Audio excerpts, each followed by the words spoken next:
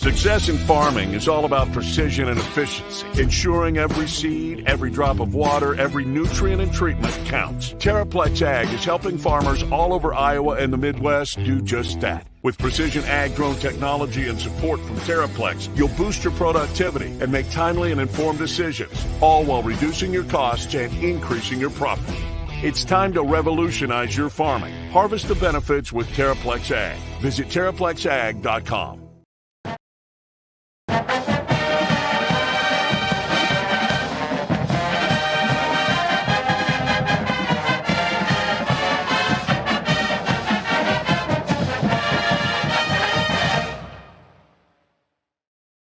Williams and Blum here on Sunday, the 21st of July, 2024. My name is Chris Williams, joined by Brent Blum. We are in the Wild Rose Casino Studios. We are presented, as always, by our friends at the Mechdyne Corporation, Mechdyne. Enabling discovery. They're a collection of technology companies that help you get things done. Check them out at mechdyne.com, Mechdyne.com, and I would encourage you to look at their job openings. They love hiring Iowa Staters. They've hired a bunch of Iowa Staters from this podcast. Our old buddy Jyrell Brock is working there for Mechdyne, I know right now, which I think is super cool, and we appreciate them being the 4-year-long sponsor of Williams and Blum. It was right around this time 4 years ago where we decided to make this a weekly thing. Now it is bi-weekly. Of course, we like to sip on our Cody Road bourbon as we do the podcast as well. I was out of town all weekend down doing county fair stuff. A lot of good Cyclone fans down in Decatur County, man. A bunch of people who listened to the show come up and shook my hand. It was good to see them. A couple rodeo guys that run over to me, and it was cool. The Williams and Blum brand is, and we were invited to be celebrity cattle show hosts. You think you can handle that, Blum? Hey, here comes little Jimmy. He's been milking that cow for 3 years right now. Look at the girth on that thing's tummy. Think we could do that? I mean, if I can use the word girth, then I'm in, and be responsible. Big girth. No, guys, so funny you say that. I had the exact opposite. Like I felt like I was upstaged, and I was. Quite honestly, I went to a golf thing in where was I? Hampton, Iowa. Great golf course, by the way. And it rained. I don't think I've ever been to Hampton. Where's Hampton at? What? I believe it's Hardin County, or maybe it's no. Or, what's yeah, that it's near? Hardin County. It's just north of Iowa Falls, essentially. Okay. All right. It's between Iowa Falls and Sheffield, where Sukup is. Oh, okay. So, I know where that is. Yep. Shout out to my guys from Sukup. But anyway. Yep. Okay. This was a charity deal. Play with a friend of mine, and the guest of honor for this event was none other than voice of the Iowa Hawkeyes, Gary Dolphin. Oh, yeah, and he had. It was hilarious to me because he had probably 20 people surrounding him at all times, as if he was the Pied Piper in this town. I get it, man. Dolph. And he gave like a 10-minute speech and the whole thing. Dolph's and so great. I'm just he is great. I love. Did you shake Dolph. Dolph's hand? I did say hi. I said hi to Dolph. Good. And I was just, so his group. It was funny. They had people who paid $2,000 each to play in his groups. They had a 9-some for this thing. It was like a 9 or a 10-some. That sounds horrible. And my group, the group that was going to play with us, so it was a 3-man best shot. Interesting format. The group that was going to play with us bailed. So Gary Dolphin and his crew are the group ahead of us with 9 people. We had 3. And so we spent all day looking at Gary Dolphin. So you know me, I retired. I don't play in those celebrity events anymore. I was very much not a celebrity because nobody knew I was there, which is great. I used to play in like 10 a year, and it was just like, it's overwhelming because it's like, I'm not very good. Like, I used to be okay, but I don't play anymore. So like, these people are just disappointed because it's like, oh, they can get George Niang and they get you, and like, it was always uncomfortable.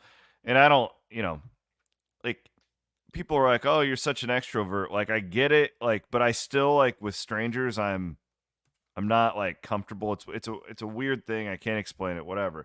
But like, these days just exhausted me. So but the one time this is one of the great days of my career. And shout out, I know he'll probably listen to this, and hopefully he had as much fun as I did. We were at the old Learfield one when they used to invite us to come play. Now they don't invite us. They would have us come and like play with their sponsors and stuff. Yep. And somehow Walters and I were in the same group, John Walters and I. And the people we were supposed to play with didn't show up. What happened was I was a celebrity on one, John was on another, and our groups didn't show up. So John and I just played four-man best ball by ourselves all day. By ourselves together. It was one of the greatest days of my life. We had so much fun. Like it was awesome. And you guys are about equally talented. Yeah, golf, we each too. played 2 shots, and we really didn't care. We weren't trying to win anything. Like it was just so much fun. But no, you're so much better at those things because you're actually good. Like when people get you, they're excited. When people get me, it reminds me of one of my stories. So well, the look of quick, disappointment that I get from these people when I'm on their team, it's humiliating. It's humiliating, Blum.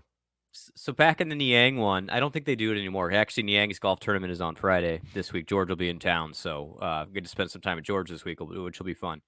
But Niang's golf outing, they raffled us off.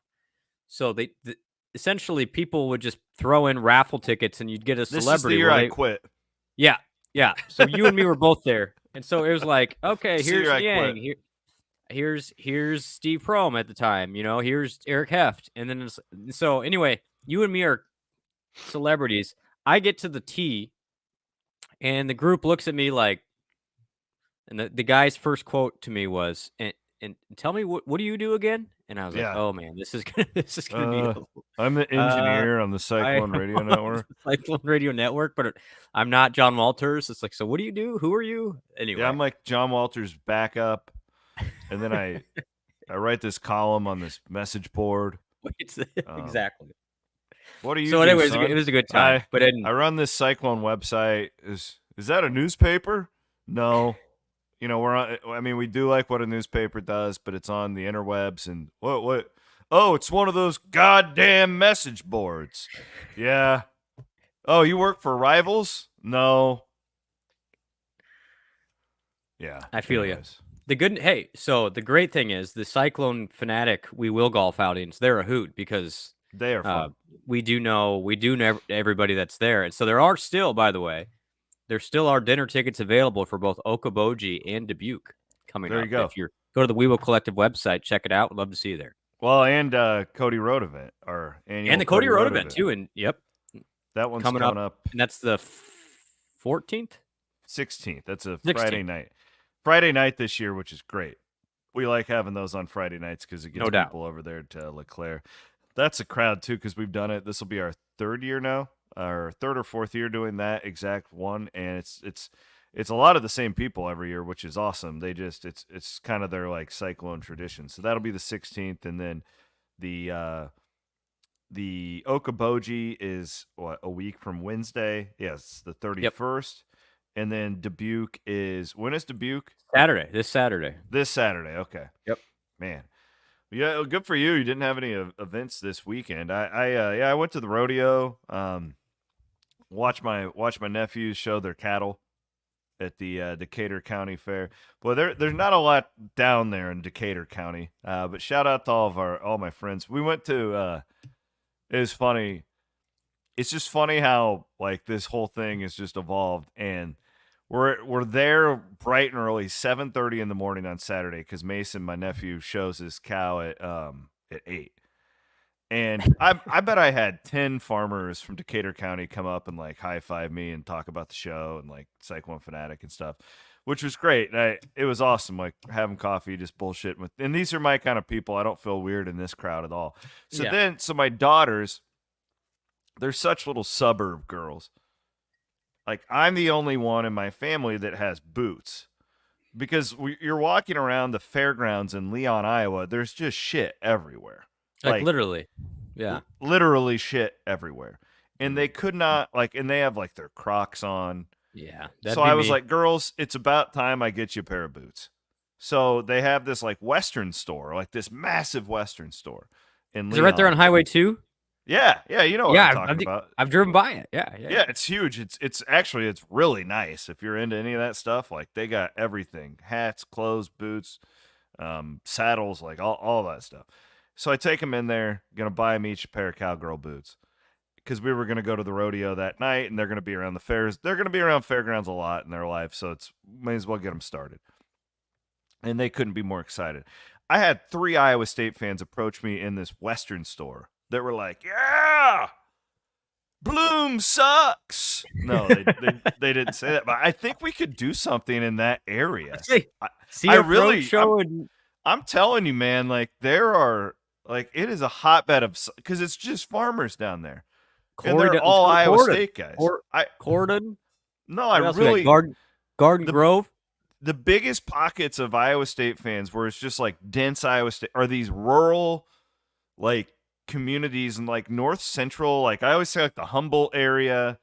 I'm telling you, down in like south central Iowa, southwest Iowa is too many Nebraska and Iowa. Yeah. But like in that area where I am at, there's nobody other than Iowa State fans. There's not a lot of them, but like I would venture to say 90% of these people are Iowa State fans. What else? What else we could? Well, Lamoni's down there. Yeah, Lamoni. I've been You there. could pull Yeah. from. What else we got? I'm just looking at the map here. Yeah, I mean, I think we could do an event in. There's a town called New Buda. That sounds fun. There's sounds just fun not down a there. lot of population, but I actually think it's one of Is the there a cool restaurant? things. Do they have a restaurant? Well, I went Like, I to don't one mean that to was be demeaning. haunted in A haunted Garden restaurant. Grove. Yeah, I went to a haunted one on Saturday night. Now, actually, it's a real low income area. I think that if we wanted to do something cool, there'd probably be some opportunities in that area, kind of like you did in Perry. But anyways, yeah, that was my weekend. Officially, football season, getting these fairs over with, and looking forward to tonight because we really don't have. We've covered realignment to the extent that we can. Yeah, nothing real newsy happened. Just there's behind the scenes. Haven't really heard much since Wednesday. So we decided we'll do a mailbag episode tonight. We'll just crank out some of these questions. Do want to thank a couple of our sponsors. First and foremost, Colin Newell from Farm Bureau Financial Services. Meeting with Colin this week to talk about his football show on Monday mornings.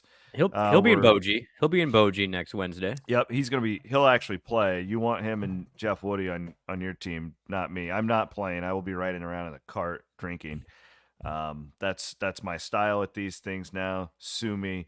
But Colin, I mean it. So I'm sitting down in this basement and it's still a mess, but it's getting redone. And I don't know what I would have done without him and all those guys over at Farm Bureau when our house got flooded a couple months ago, the day of those Greenfield tornadoes. I know a lot of people had it a lot worse, but it sure as hell helps when you have a good home insurance guy. And Colin Newell's done that for me. You should look him up. Just go. It's Colin 1L, Colin Newell Insurance. And our guy, Chappie, Andrew Chaplin, got his first lead. One of our fanatics called Chappie to buy and sell a home this past week. Advertising on Cyclone Fanatic works. I'm not blowing smoke up your rears. This is the best bang for your buck in the market, I promise you. And these guys get immediate attention because our listeners and our viewers on YouTube are so embedded into the program and what we're doing, and we couldn't thank him more. So yeah, hopefully many more for our guy Andrew Chaplin. He sent me, and if you want to get a hold of Chappie, 515-460-6454, andrew.hunsikerrealty.com. He sent me, I think, a $4 million home in Ames this week. He said, hey, you interested? And I was like, well, let me, you want to go in together, buddy? Think we could? That we couldn't afford that together. We couldn't afford a fourth of that together. We should do a YouTube reality show from this home in Ames, like we're YouTube influencers. But interestingly, to that point, I am meeting more and more Cyclone fans, which is so cool to me, that have second or third homes in Ames for real. This is what they get a second or third home in Ames just for football and basketball season, so they can have a place. I always thought, like, if you're gonna have kids go to Iowa State, like it would be really worthwhile to have a second home and let them live in it and then charge rent to That's what a couple of these folks did. And their so the roommates. point is, if you would be interested in that, it's good guy to know in Chappie because he knows when houses on the market are available, and it's always good to have some insight there. So feel free to reach out to him. He can cover all of Iowa, but he's embedded right there in Ames, and he will know when houses are available before anybody else. And last but certainly not least, we will not do a Big 12 segment tonight because we're doing a mailbag, but Whiffles Hybrid saw a lot of Whiffles signs down Got there. my hat. Oh, Blum's got the hat. Blum's got the hat. Fiercely The independent. Ames facility's now open. Big old Now billboard open. on 35. Big old billboard. I saw that. Yeah, I saw that. So shout out to Whiffles. No Big 12 segment. This whole show will kind of be a Big 12 segment tonight. All right, Blum, let's fire into the mailbag here. We're 15 minutes in. We went through the weekend. What do we got? We got a lot of good ones, so I'm going to get to the kind of the first come, first serve. Save some of them, too, for Wednesday. We can do a few of these on Wednesday as well. Yeah, I mean, there's some really good ones, except for the ones from Ted Flint, which I'm going to ignore. Okay, good call. It's always a good call. Actually, Ted had a really good one I'm going to talk about. John writes, of the incoming football transfers freshman, who has the best chance to make an immediate impact on offense and defense this fall? Impact newcomers for Iowa State football. You want to take a stab, and then I'll give you the real answer? Blum, does that count? Does that count the transfers? Yeah. Okay. Yeah. You start. I'm pulling up. I'm just getting the list in front of me real quick because I want to make sure and not forget anybody. Yeah, I'll give you. Let me give you a couple, kind and then I'll give you a couple from me as well. Let me give you my high end tier. So starters. He's definitely on the list. I think starting wise, I do believe Jalen Travis will somehow start. I don't know exactly how it's going to shake up. Who goes where, agree. but I think Jalen Travis will start. I think Kennard Snyder on the defensive line is going to have an impact as one of those rush specialists. I think he'll play. I think he'll be pretty good. As far as Eli Green, for sure, as a receiver spot, he's already turned some heads. I think he's going to play. I think he's going to be very productive. Deep. Alston's in the 2 deep. Alston's in the 2 deep. Yeah, he'll play. Somebody told me, and I thought it was a perfect comparison. Remember the big body guy, Eaton, a couple years ago for Iowa State? Yeah. Similar guy. Matt Eaton. Thank you. The Australian. Similar guy. Not big guy, great blocker. He's going to make catches. I think he's probably the great thing with Iowa State's receivers is you don't need Alston or Green to put up huge numbers. But I think if you're saying, hey, Blum, as of July 21st, who has more catches at the end of the year, I think it'll be Green over Alston, but both are going to play. For what it's worth, while we're doing all these transfers, Campbell mentioned Ryan Robinson to me in passing down in Vegas, the kid from LSU. He's the one from LSU, right? Yes. Yeah. He kind of flew under the radar. He was not a traditional transfer. Yeah. No, and it was kind of just Matt being like, hey, he's really good. So I don't know if that means like he's better than we thought, or if that means he's going to be pushing for. But I'm just passing it along. People, yeah, really no, that's like good. Yeah, I mean, because I think he's one of those guys again, defensive back, and was a preferred walk on at LSU. Got multiple scholarships from some big schools, but decided to go there just to go there. And Iowa State got him late. And he's gonna be an impact player. So excited again, Ryan Robinson Jr. And the great thing is he has multiple years. He's only a redshirt freshman. So I agree with you. I think that's a name that not many casual fans, I would guess 0 casual fans know right now. But Ryan Robinson will make an impact at some point. And then it isn't of all the freshmen, Dylan Lee, the guy, the running back. I'd say it's Dylan Lee and your buddy Caleb Brazina. Yeah, honestly, like I think bailed me out in the pro wrestling event the other night. I think Caleb Brazina, I'd be in rough shape right now. Those are the two that will definitely play and play a lot. I think, I had a good conversation with somebody this week about Abu, and it's going to be super fascinating for me, the Iowa State running back rotation. I can see after that K-State game why people might say, oh, Abu's going to be the guy, and he's going to get all these carries. I still think it's going to be more like a rotation, more like that than it would be a Breece Hall getting 25 carries a game. I do think Abu's a great player. Don't get me wrong. But I also think Hansen and Lee provide something. And then Jalen Jackson's a player, another transfer that nobody's talking about, that will have an impact.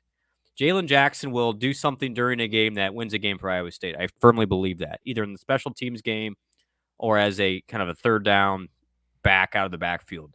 Not a big guy, but a super dynamic guy that people are going to be excited to watch. I would add 2 on the running backs. I know I've said this before, but just in the spirit of the question, the way I view this, if let's say Abu Sama's out for the year, okay, God forbid.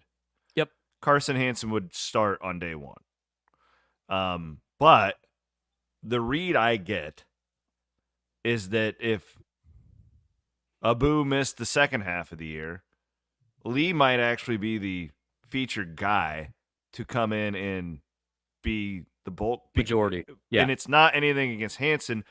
Hansen does all these specialty things really well. Better blocker, better receiver, those type of things where he might have his Kene Nwangwu, carved out into that offense. So it's like they're the same position, but they're kind of playing different positions. Yeah, and same in Jackson's different enough. Again, not a big guy, but can do some different things. Great point. One other name I want to throw at you that's going to play as a true freshman is Cooper Alexander, the tight end from Oklahoma, who picked Iowa State over Oklahoma. Great player that's shown up right away. Real deal. And he's the next in the line of great Iowa State tight ends, which is a pretty cool situation Iowa State's got in that room right now. All right, there you go. I think we answered that pretty well. That was it was actually a good analysis by us. All right, this is from Caleb. This is a really good one. If you were to relive one season from an Iowa State team that occurred in your lifetime, what would it be? Reliving one season. Well, do we get to play the games again, or do I have to experience the games again? I think that's a great question. I took this as you get to experience it one more time. And that's how I took it. You can take it however you want, buddy. This is your podcast. Well, because if we got to play them again, I would say 2005 football. Yep. Because I think that team was way better than its overall record. And I would just love to live through that because it was so many of my good friends on that team. And it was so much fun. Like, just Saturdays were really tense, but it was fun, right? Meyer and Blythe and Carper and Scotty Stevenson and all them boys. Yep. Like, Austin I just Flynn. had, Flynn, Scales was great. Like, this Barkema. Cool, really neat guy. Like, T-Mac was a monster on defense. He was a really cool dude. Yeah, Barkema, I forgot about him. One of the Remember defensive back, Jackson. Was it Jackson? Yeah, DeAndre. Yeah. Took acting class with me. I thought if he doesn't get hurt, I think he got hurt in the Oklahoma game in 2006. I think he had an NFL future. I completely agree. That guy was super underrated. Nick Mosier. Nick Mosier. Paris. Yeah. I saw Nick at our reunion, and I kind of geeked out with him for a little bit. He's like, feels like weird. LaMarcus Hicks is one of the great underrated Iowa State defensive players. He's coaching in Division I. He was with McCarney at North Texas, which is a pretty cool story. I don't know where LaMarcus Hicks is now. I'll have to look that up. So, I mean, that one came to mind, but I don't want to live through those hard 8 games again. Yeah, so that's where I would do the 2020 football season, but put it in 2024. Yeah, no doubt. I mean, that's the best season in Iowa State history. You know what? For me, though, it's probably got to be that. Is it that Niang freshman team, or no, not freshman team, sophomore team? The Sweet 16 run to. I'd say that's New York. Kane. That was a lot of fun. I mean, isn't that the best team? I don't know. Because I'm sorry, and I'll say we're part like that. That other team that started after they weren't winning with Prom, like they weren't gonna. No, if you're talking Hoiberg era teams, I think that the Kane, Niang, Edgem team probably was the best. I don't think they were as good as the 2000 team in my lifetime, but again, you don't remember that as well as I did. One thing I would like to Yeah, say about that's a different world for me. So the I 20, can't go there. but for 2020 in particular, how electric would have Dallas been for the Big 12 championship if that place was full, or the Fiesta Bowl Yeah, if what that about place? the freaking There, Fiesta Bowl? there were 200 people at the Fiesta Bowl. There were more players at the Fiesta Bowl than fans. It was the most goofy, surreal game of my life, and Iowa State absolutely kicked Oregon's ass up and down the field. It's one of We my kicked favorite your quotes. ass. We kicked your ass, Oregon. No, it's because we had a good time that night, and we all were COVID. This is the middle of COVID, so you're testing every day, so all of us were safe. So we're having some beverages. Your bubble. Yeah, we're in our bubble. We're having some beverages after the game, and I was talking to one of the I think it was one of the players, one of the seniors showed up and was enjoying themselves too, and he's like, "Yeah, Oregon was talking a lot of stuff in the first half, and then by the time the third quarter rolled around, we didn't hear a damn thing." Yeah. It's like, yeah, Well, that's good that they knew to shut up.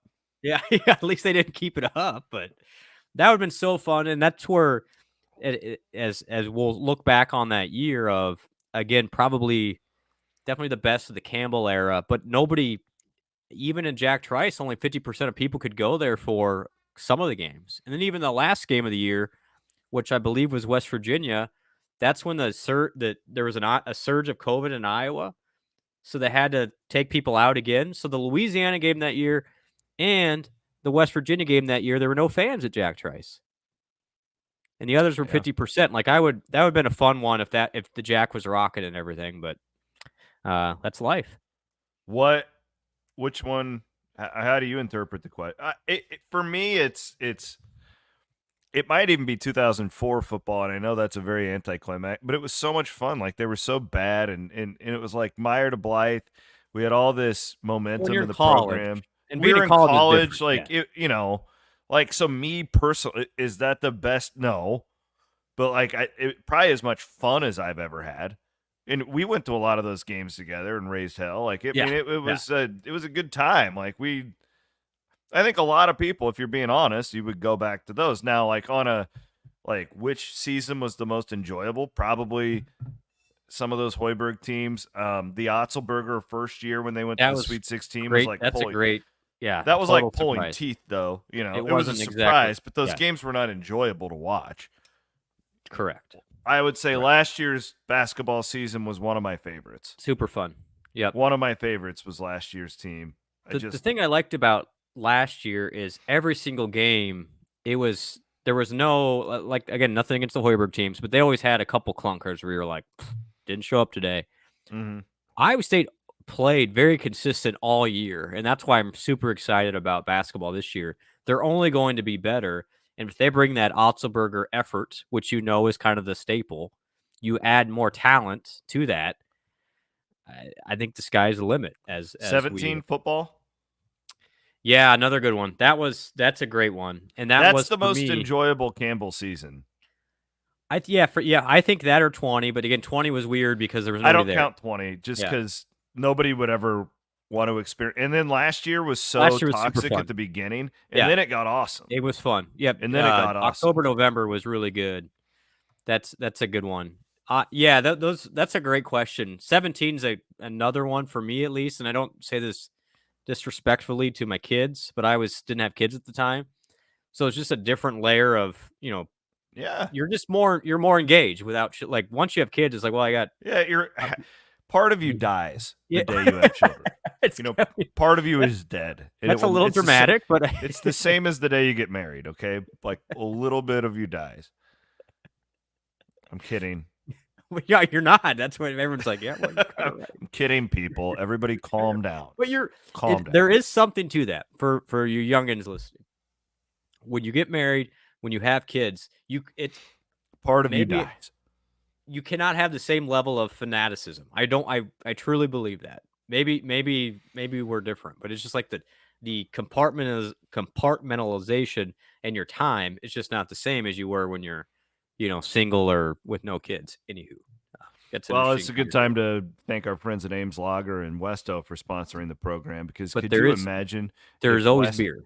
If Ames Lager existed, during some of these Oh my goodness. stories that we're talking about. Ames Lager is delicious. It's a great, crisp, light beer. It goes down easy. It's still a little bit stronger than like your Busch Light or Bud Light, and it hits you a little bit harder, right? It does. Yep. Yeah, It just a does. little bit Just a harder. little bit. Yeah, just a Honestly, smidge. Just C-Dub, a I say smidge.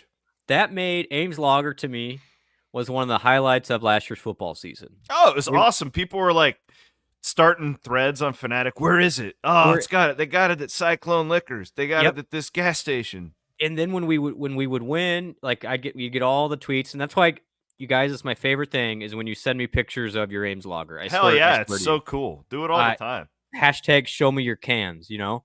But the great thing is when Iowa State's beating BYU. And you're shotgunning beers on I'm Twitter. shotgunning beers. We raised $6,000 for me shotgunning a beer. I do have to share this. 1/10 of a kicker right there. It's a little more than that, actually. That might have got a kicker.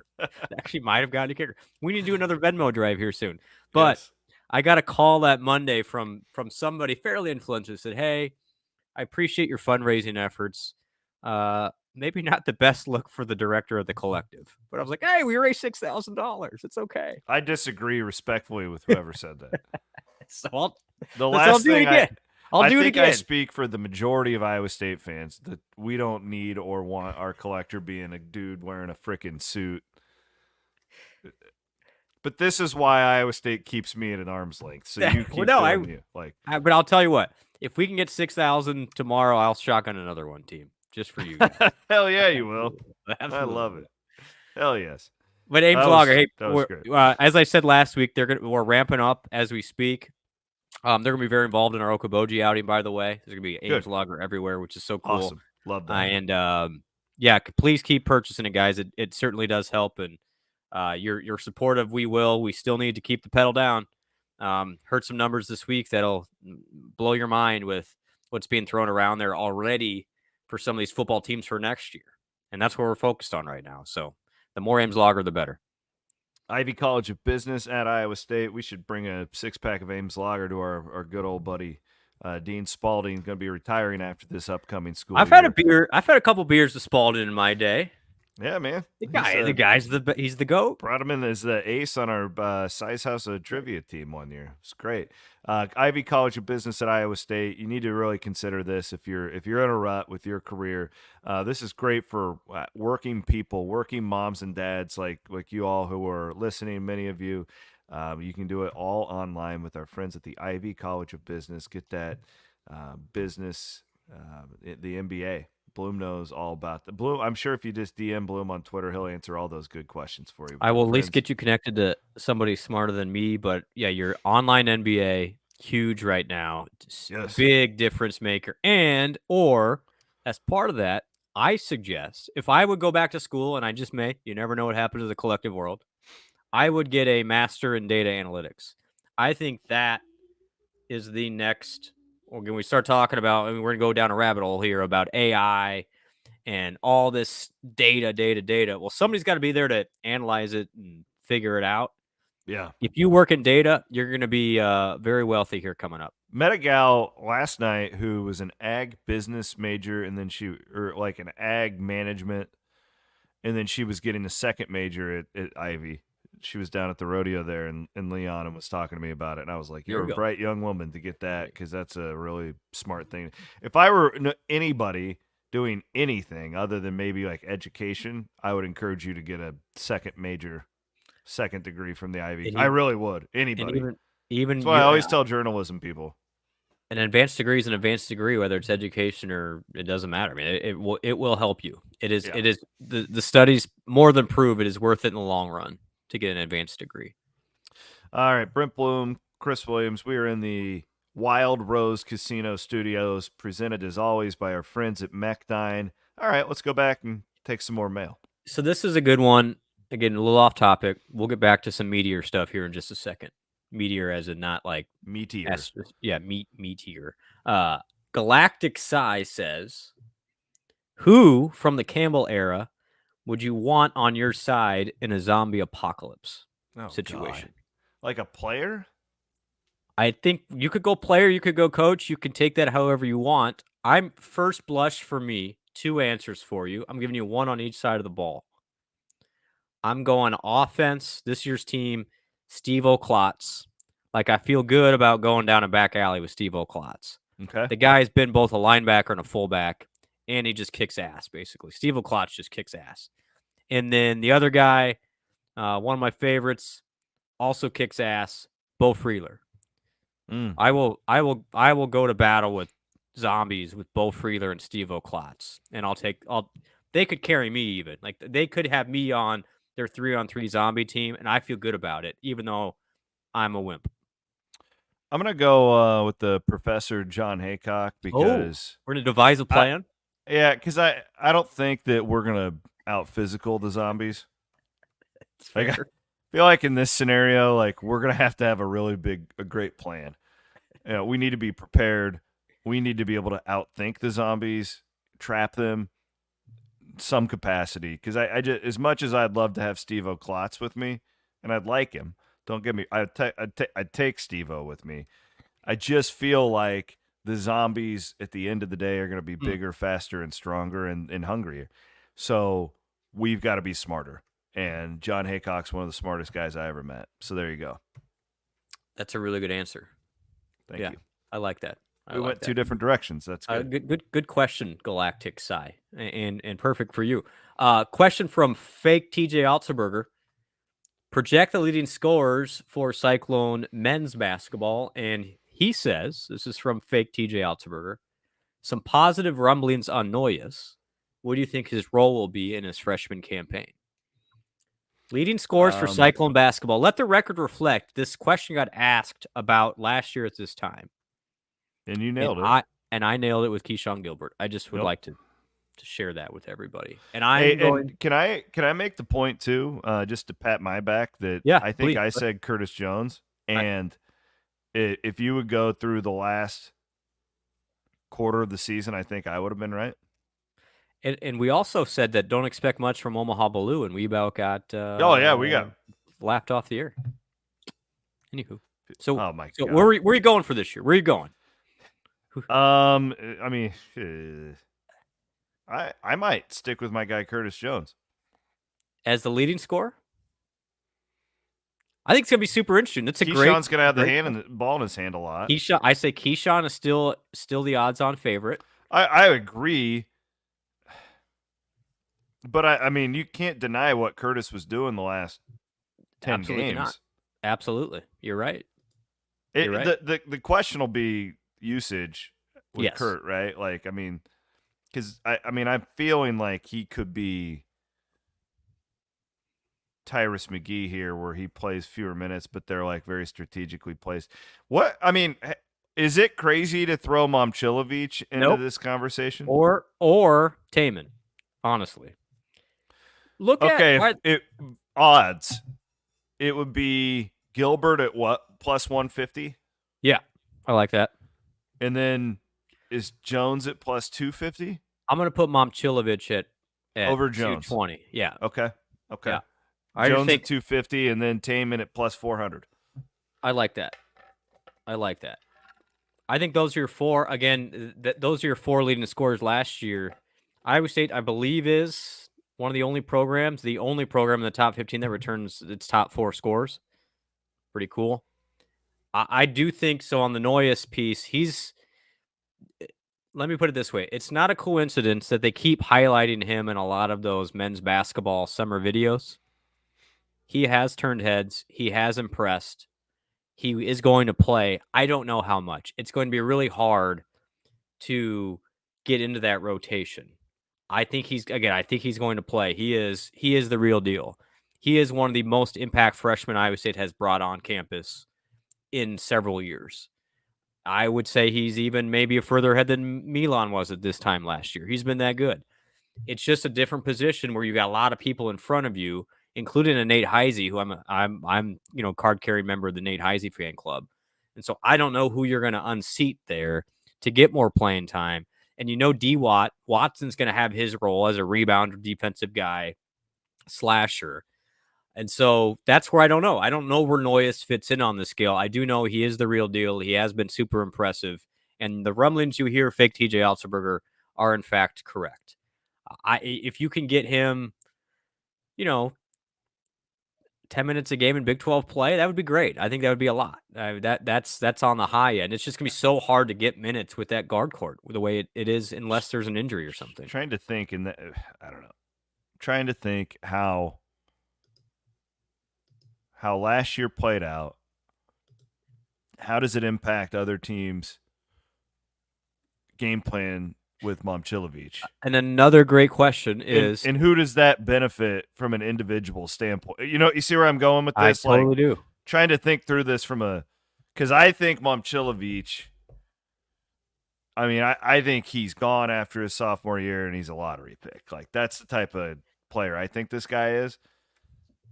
And so if that's the case, like, they're not just going to let him stand in the corner like they did last year, right? The plan is to be a lot more versatile, put the ball on the floor, drive it, the whole thing. Yep. I guess, like, who's that loosening? Is it Taman? Do they lag off of Taman?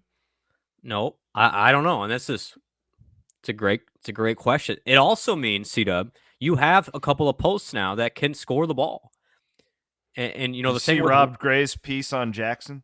Yeah, that was great. And he has nice piece. He has improved immensely in 4 weeks since they've started. Like, he's getting up to speed, and he's been good. And the other nugget I'll give you on the men's side is Brant Chatfield has been a revelation in a lot of ways. He's given them way more than they expected as a backup center. So those two have more than held their own. Jefferson still isn't quite practicing yet. He can do it. He did it at a high level at St. Mary's.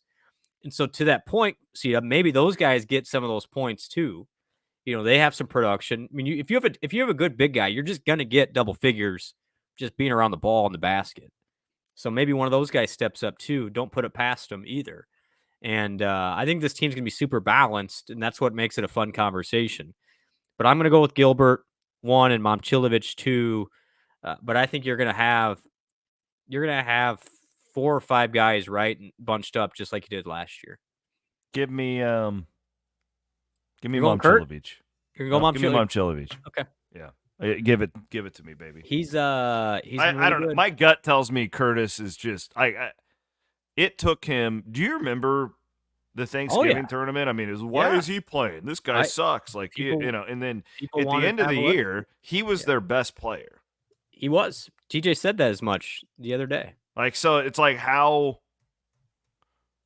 I still think, like, when they're at their best, him and Gilbert they're different enough, right? Like, but like I think Jones has high end skills that are better. I think Gilbert is, get to the basket, like he can do all those things really well. I think high end, like, shooting and that touch around the basket we saw from Kurt, like, it's hard for me to just deny that. That's a great point. I just looking right now, this is crazy to me. In his final 20 games at Iowa State, so this is pretty much all of conference season plus the NCAA tournament. In his last 20 games, Curtis Jones was in double figures in 18 of those 20. Yeah, okay. So I'm not the most of any Cyclone. It's not even close. He was that is wild to me. So all right, I'm changing. I'm going Curtis. Go back to Kurt. Yeah, it's a fun situation to be in. Kurt's been really good this summer. He's added some weight. I just didn't, we forget about these. It's like when you're in it, like, it's all I think about during these basketball runs is I'm literally like, I'm immersed with these teams. And then the season's over and you feel like you forgot everything about it. But I want to say, like, at the end of the year, like, Gilbert Keyshawn was just playing a ton of point guard, like I don't know, right? Wasn't he? Yeah, well, he was, because remember, Taman got dinged up. Okay. The other part of it, too. Okay.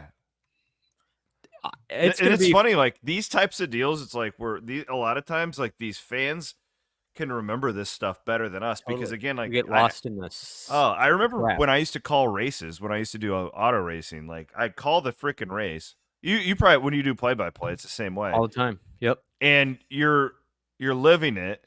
And then you get done and you're off the air and you don't remember a single thing about the game. Yep. You know what I'm saying? Yep. It's the adrenaline thing. Like, you're so in the moment. You're like, that's why, You do it. I do it. I always go back and watch it again. You get so caught up in the. That's a Yeah, really you good have to. question. I would be curious what people think. Is it Gilbert? Is it Jones? Is it Momchilovich? Is it Lipsy? Maybe it's a big guy. I think it's a good problem to have. Great question. All right, bring on another. Okay. Got time for a couple more in this show. Okay, a couple fun ones here. Kevin asks, "What were the top 3 bars during your time living in the metropolis of Ames?" Top wow. 3 bars. The top 3 bars are our favorite bars. That's his question. So, Because like, I the didn't top go of to the like. neither. Yeah, we We weren't were going the to Element. dorks.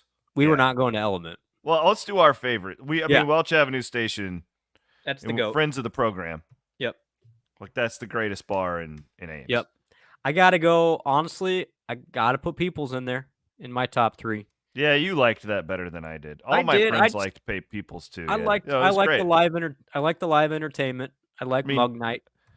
I gotta go to Chasers. Yeah, I was wasn't such there a as much. freaking nerd though. I went to Welch Ave, Chasers, and Estas, and that was pretty much it. We What went about we went to the original Estas, buddy. The one on well, Welch. the original Estas and then Lumpy's. That was Lumpies. underneath People's in the quarter draws. You know what I didn't go to? And still kicking is Mickey's. I never really went to Mickey's. Yeah, not a big fan. I didn't really care much for the crowd there. And then Sips. I went there. I went to Sips. Sips would probably be in there for me. I mean, from hey, Blum, you've had like 10 Jack and Cokes, like pretend to dance type of thing. Absolute hellscape of a Friday night last year before a game. It was my. You went to Sips? Well, it's a long story, not by choice. No. So our friend Joni, Ryan's wife, you know Joni. Yes. It was her 40th birthday, and we went out on the town, and it's getting to be like, okay, we need to all get back to the campers. We're 40, right? Like, it's like 10. It's like 10. It's really late. I'm kidding. And for some reason, we had to go to Sips to like get somebody, or so like, we literally walked down there, and I felt so out of place and just so like I felt like there were little like bugs crawling in my skin. Sure enough, like 3 fanatics come. Hey, let's do a shot. They and buy you a like, Jello. Oh my God, no! I gotta get out of here. Like this was. And I can confidently say I will never step foot in that building again the rest of my life. Like you know what's funny for the listeners, because this is now coming back to me. C-Dub and I spent more time at 2 other places way off. So we went to that Legends bar at the top of. We were there a lot. Awesome, yeah, which is great. And then you and me, because we were complete losers, we did the Old Chicago Beer Club. Do you remember that? Oh God, yes. We were doing craft beer before that was like even a thing. We were going to Old Chicago and having the Jamaican beers on like a Friday night. Yeah, we're winners. Like we were $10 a beer, which is so stupid. What about we got Thumbs? A free T-shirt? I never went there. I went there a couple times. I didn't go there a lot. I love Thumbs. Last year I took Hassel to Thumbs when he was back. Still there? I had to show him what real bars were like. Love Thumbs. My in-laws live in Ames now. Me and my brother-in-laws, we go to Thumbs every Christmas Eve. Say hi to everybody before Jesus is born. We like to go do that. As one does. Well, good question. Yeah, I mean, we covered about every bar in Ames right there. There you go. It's pretty much all of them. But yeah, shout out to that Legends that lasted about a year and a half. That was great. It was way up top there. It's a great view. Matt Lunn used to bartend there, so we get a few freebies every once in a while. Yeah, that's why we went there. We were cheap. Yeah. All right, let's see. 2 more. My wife asks, and this got the most likes of the question, so I have to read it. Why don't you guys let your wives be on the podcasts? Well, nobody's said that they couldn't be. I mean, and have I ever told either one of them they couldn't come on? And honestly, do people want to hear from them? I don't. I hear from both of them enough. If our wives came on this podcast, and if it's just them being them, they'd literally just be sitting here critiquing everything that we say and do. That's fact. Yeah. The problem So is I the mean, content. if that's what you want, like, You're right, C-Dub. There would be no Cyclone content. It would be content about them complaining about you and me, which is maybe Yeah. what the people want. there's a lot of people listening to this who have complained about you and me for years. Yeah, so buddy. they fit right in. It'd probably be a highly rated show. Let's be honest. So the invitation is out there, Ashley and Crystal. Why don't you record it? Why don't you do the work? Come on, not stopping you. We'll put it on. We'll put it on. No. Here we go. Last question. This is from our guy Ted. Got to end it with this. Olympics are coming up, C-Dub. What is an Olympic sport you honestly think you could do? Not do well, but at least do. And Ted says you can't pick something boring. So it's What got to could be a you do? summer Olympic sport. I think summer's coming up, but you could go winter if you want to. If you think you could do in a winter sport, could you do the bobsled? Let me. God, I don't know. I don't even know what the freaking Olympic sports are. I'll give you two for me. Yours would be golf, right? No, I mean that's kind of boring. I'm not ever going to be, and I'm never going to be good enough to be an Olympian in golf. Like, I mean, even there's only 2 from the U.S., and it's definitely not going to be me.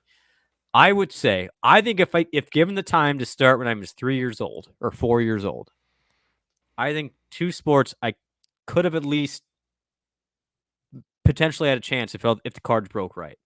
Number 1 is gymnastics. Like, I think if I was in like that, who's that guy that had Shawn Johnson, the Chow guy? Yeah. Remember that?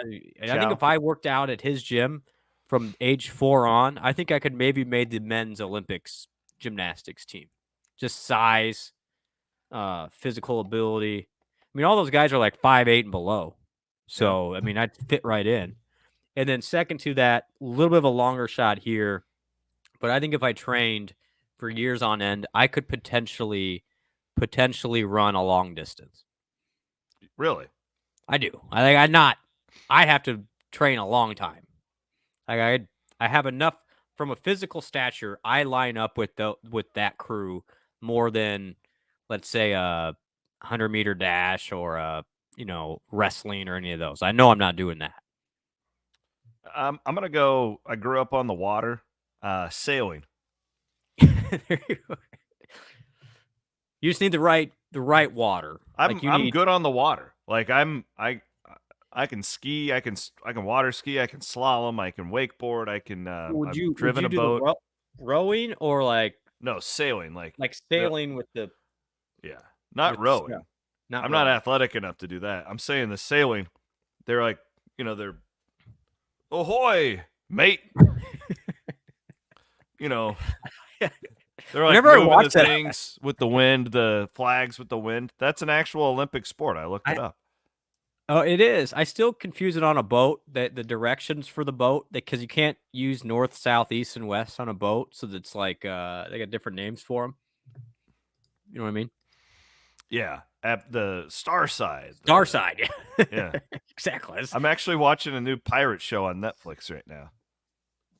It's actually I'm in the really middle. good. I just what are you finished watching season. right now? I'm all in on Game of Thrones right now. I can't stop thinking God. about it. I'm through season 2. Everybody, don't spoil it for me. What about do you think a couple guys like us trained for 15 years that we could do table tennis at a top level like those Chinese guys do? That's a good point. I think feels like that could be our opening here. that could be a chance there. Yeah, because that seems like a obviously eye-hand coordination. You and me both skill. elite at that. Clearly, Yeah. look at us. Elite. But I do think you can learn that. Like there is no size requirements to be good at table tennis. In fact, it feels like a lot of those guys and gals that do that are doing it because it's like, well, I can't be a wrestler. Or Right. I'm not playing basketball, so I'm going to hone my – I mean, golf is kind of like that too. Auto racing's like that. There's a lot of these folks who do auto racing are smaller, right? Like, fit in the car better. Yep. I wonder if you're 7 foot, if that would probably hurt you in table tennis. I'd have to think table tennis. You can't be too tall. I just think you got levers that you're bending down, and the other one is shooting. They got that guns. would not. I feel like I could do that. Like I've shot guns a lot. Like archery. That type of stuff. Yeah, like, I'm a no there. Again, I'm a aren't no. these skills I think I could do diving. That's one. You know, You're gonna have quasi to get a little afraid. more slender. You're the girth, Yeah, I'm quasi afraid of heights though. So maybe that probably like the high dive may not be a good Handball, No, I mean you gotta. It's a lot. That's cricket. athleticism there. Oh, I got mine. Cricket's BMX not, racing. hold on, cricket is not in the Olympics, is it? Like hell, it's not. I'm looking at it right now. It's on the Olympics.com site. Like cricket, like really? Yep. Okay. Uh-huh. We don't have a U.S. cricket team, do we? I don't know. Okay. Anyway, what's your sport? Sailing. You're going for sailing. Yeah. I still think I think could do it. Arr! Mr. Williams, this is not pirate tryouts. This is an actual sport. These are the sailors with the North Face vests, man. That's not the pirate ones. Yeah.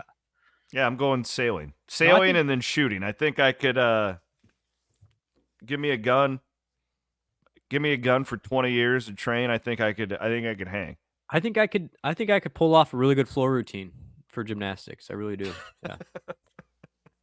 So my dad, 100% true story. You in next time, out there. hey, if anybody Dennis, when you see him next, my dad did the trampoline. So they like trampoline growing up. Like it was a real it was like a certified sport in trampoline. What about that one sport? It's one of my favorites to watch. Modern pentathlon. You ever heard of it? Yeah, they're shooting stuff, aren't they? They run. Yeah. They fence. They shoot. I want to say they're like on a horse at some point. They ride. There's like some equestrian involved, and then they got their guns. Like that's a great sport. I mean, that's one of those sports where I'm into the Game of Thrones. Yeah. Like that'd been really useful back then. That'd be really useful back then. This is what they do. I pulled it up on Wikipedia. They fencing, riding. Okay. Yep. So they literally have to cross obstacles with these horses, and then they got to swim, and then they do another round of fencing, and then they got to run and shoot their guns. So they're in barrel rolls and. So I don't think I've got the athleticism for this, but that's a hell of a sport right there. Well, it is. If we ever get back to the medieval times, we're in good shape with those people. They're going to be great. They're the leaders at that point. The rodeo I was at last night was a little bit like the modern pentathlon. So it's not a standard rodeo. It's what's called a ranch rodeo. And it was very entertaining. First ranch rodeo I've ever been to. So it's like these guys who are all on the same farm. Okay, there were some ladies too. Sport? Yeah, and it's called a ranch rodeo because the sport is there's three of you, and then they let a calf loose, and one of you has to rope it by the head, one of you has to rope it by the feet, the other person jumps out, ties it up, and then there's a fourth guy who has to act like he's got a brand, like for branding cattle. Yep. He sticks it in a bucket, sprints out to wherever it is, bam, brands the thing, runs back, and it's like a relay race. It was crazy. These one guys did it in 36 seconds. Can you imagine that? It was unbelievable. I always wonder, what is the animal thinking during that? Are they going? Well, and that's a whole deal. Are they saying oh shit, here we go again? Here, all right, now I got to go entertain these guys again. But I would make the argument for the animal that these animals are really tough. If you've ever watched a cow give birth, these things are not coddled when they're. Yeah. Again, I'm not. A guy our size is not going to hurt that calf. I promise. I just wonder what's going on in their head at that point. Okay, because they have to know they're in an arena. Yeah, there's all these people. Yeah, what are you looking at? Was it as good as the Sydney rodeo? No, that's an all-timer right there. Yeah, that's a professional. This is just this deal I was at last night. It's literally oh yeah, these boys from Mingo or they've cash prizes hat in the ring. Yeah, yeah. They pretty good money too. More money than I thought. More money than a lot of the dirt races I go to was on the line. So It was fun. Really good time. I didn't even know they did that though. I've only been to like regular rodeos I'm where in. you have Next bull time. riding and Next time. I'll go. I'll go down to Leon. it's fun, man. It's a hell of a time. I need to get the boots though. I need to get the boots. You can wear your Whiffles Hybrids hat. Yeah, I got my hat right here. Right here. Fit right in. Yeah. Well, we had a good time. I didn't give a thank you to my buddy Jeff Kelderman, Kelderman Manufacturing. Looking forward to tailgate season. Spending some time with him. Kelderman.com. A lot of diesel trucks down there that could use some enhancement. I'll tell you that. Right. That's right. So, folks down in Decatur County, not that far of a drive up to Oskaloosa. Okay, fun show. We will do more. We got some more questions for Wednesday, so thank you everybody for sending them. If we didn't get to you, we'll get to you on Wednesday. We're going to do a mailbag show on Wednesday as well. I'm sure there will be some sort of news before then, and we'll do a combination show. He is Brent Blum. My name is Chris Williams. We're, as always, presented by our friends at Mechdyne, signing off from the Wild Rose Casino Studios. We'll be back on Wednesday.